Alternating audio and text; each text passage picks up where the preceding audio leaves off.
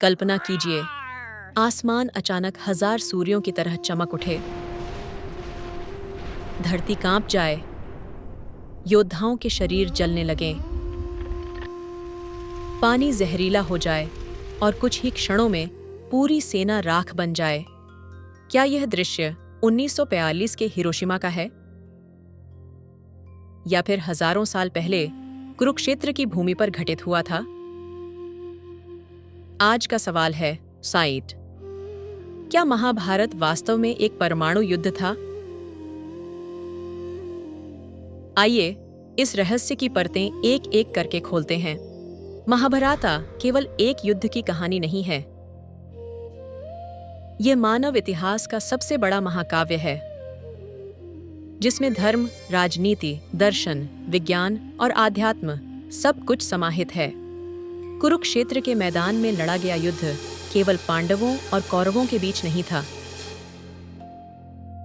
यह था धर्म और अधर्म के बीच का संघर्ष। लेकिन इस युद्ध में जिन अस्त्रों का वर्णन मिलता है, वे साधारण नहीं थे। महाभारत में सबसे भयानक अस्त्र था ब्रह्मास्त्र। कहा जाता है कि जब यह अस्त्र छोड़ा जाता था, आकाश हजार सूर्यों की तरह चमक उठता था, धरती कांप जाती थी, गर्भवती स्त्रियों के गर्भ नष्ट हो जाते थे, नदियां सूख जाती थीं, बाल और नाखून गिरने लगते थे। सुनने में यह बिल्कुल परमाणु विस्फोट जैसा लगता है ना? यहां तक कि जब अमेरिका ने पहला परमाणु परीक्षण किया, तो वैज्ञानिक जे रॉबर्ट ओपेनहाइमर ने भगवद गीता का श्लोक उद्धृत किया, now I am become death, the destroyer of worlds. यह श्लोक भगवद गीता से लिया गया था। लेकिन क्या इसका मतलब यह है कि प्राचीन भारत में परमाणु बम था? महाभारत के अंत में एक कम ज्ञात घटना होती है, जब अश्वत्थामा क्रोधित होकर पांडवों के वंश को समाप्त करने के लिए ब्रह्मास्त्र चला देता है। उसका लक्ष्य था उत्तरा के गर्भ में पल रहा अभिमन्यु का पुत्र। तभी कृष्णा स्वयं हस्तक्षेप करते हैं और उस गर्भस्थ शिशु परीक्षित को बचाते हैं। अब सोचिए, अगर यह सचमुच परमाणु हथियार होता, तो क्या कोई उसे वापस ले सकता था? महाभारत में स्पष्ट लिखा है कि ब्रह्मास्त्र को मंत्रों से वापस बुलाया जा सकता था। परमाणु बम को वापस बुलाना संभव है क्या? कुछ लोग दावा करते हैं कि मोहेंजोदारो में रेडियोधर्मी कंकाल मिले थे, लेकिन वैज्ञानिकों ने इस दावे को खारिज कर दिया। वहां किसी बड़े विस्फोट का प्रमाण नहीं मिला, कोई विशाल क्रेटर नहीं मिला, मिट्टी में असामान्य रेडिएशन नहीं पाया गया। इंटरनेट पर चलने वाली ये कहानियां रोमांचक जरूर हैं, लेकिन प्रमाण के बिना सत्य नहीं बन जाती हैं। महाभारत में कई अन्य अस्त्रों का वर्णन है।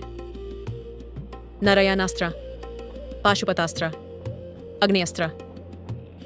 नारायणास्त्र की खास बात थी, ये केवल उसी को मारता था जो हथियार उठाए खड़ा हो।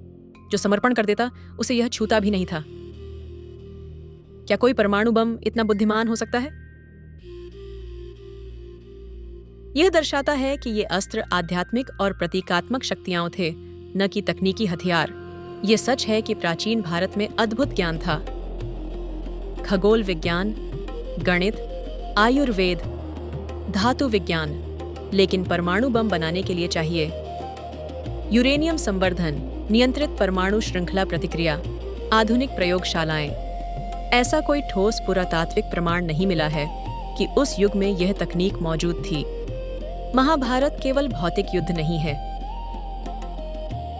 ये आंतरिक युद्ध का भी प्रतीक है। हजार सूर्यों की चमक, यह अहंकार और क्रोध की तीव्रता का भी प्रतीक हो सकता है। ब्रह्मास्त्र अर्थात ऐसी शक्ति जो सृष्टि और विनाश दोनों कर सकती है। जैसे आज का परमाणु विज्ञान, जो ऊर्जा भी दे सकता है और विनाश भी। एक कम चर्चित प्रसंग में अर्जुना भी ब्रह्मास्त्र चलाते हैं, लेकिन जब उन्हें एहसास होता है कि इससे पूरी पृथ्वी का संतुलन बिगड़ सकता है, वह तुरंत उसे वापस ले लेते हैं। यह संदेश स्पष्ट है। सच्चा योद्धा वही है जो अपनी शक्ति को नियंत्रित कर सके। तो क्या महाभारत में परमाणु युद्ध हुआ था? वैज्ञानिक दृष्टि से अब तक ऐसा कोई प्रमाण नहीं मिला है। धार्मिक और प्रतीकात्मक दृष्टि से यह विनाश की चरम सीमा का वर्णन जरूर करता है, जिसे आज हम परमाणु युद्ध से तुलना कर लेते हैं। लेकिन महाभारत का असली संदेश हथियार नहीं है,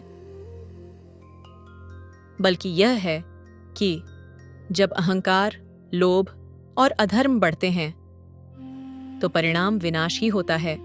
कुरुक्षेत्र का युद्ध शायद परमाणु युद्ध नहीं था, लेकिन वह मानव स्वभाव का सबसे बड़ा विस्फोट जरूर था। आज भी जब दुनिया परमाणु हथियारों के साए में खड़ी है,